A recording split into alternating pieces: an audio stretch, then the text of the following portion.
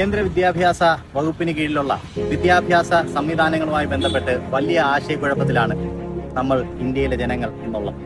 ഇവിടെ വിദ്യാർത്ഥിയാണോ വിദ്യാഭ്യാസ മന്ത്രിയാണോ പ്രധാനം എന്നുള്ള വലിയൊരു തർക്കം നിലനിൽക്കും. കേന്ദ്ര വിദ്യാഭ്യാസ മന്ത്രിയായി ധർമ്മേന്ദ്ര പ്രധാൻ സ്ഥാനമേറ്റതിനു ശേഷം 2021 UGC നെറ്റും നീറ്റ് പരീക്ഷ ഉൾപ്പെടെയുള്ള 5ഓളം പരീക്ഷകളുടെ പേപ്പർ ലീക്കാവുന്നതും വലിയ സമരങ്ങൾ നടത്തുന്നതും നമ്മൾ 2022 DPC എക്സാമിനേഷനും 2023 ആസാം HLC എക്സാമിനേഷനും 24 UGC നെറ്റും അതുപോലെ തന്നെ നീറ്റ് പരീക്ഷകളും പേപ്പറുകൾ ലീക്കാവുന്നത് നമ്മൾ കണ്ടു.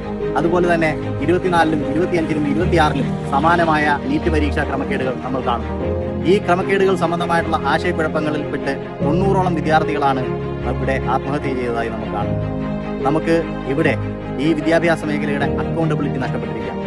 കേന്ദ്ര വിദ്യാഭ്യാസ മന്ത്രി ധർമ്മേന്ദ്ര പ്രധാൻ രാജിവെക്കേണ്ട സമയം ആസന്നമായിരിക്കും. നമ്മൾ ഓരോരുത്തരും ഈ പ്രതിഷേധങ്ങളിൽ പങ്കാളിയാകണമെന്ന് അഭ്യർത്ഥിച്ചുകൊണ്ട് നിർത്തുന്നു. നന്ദി, നമസ്കാരം.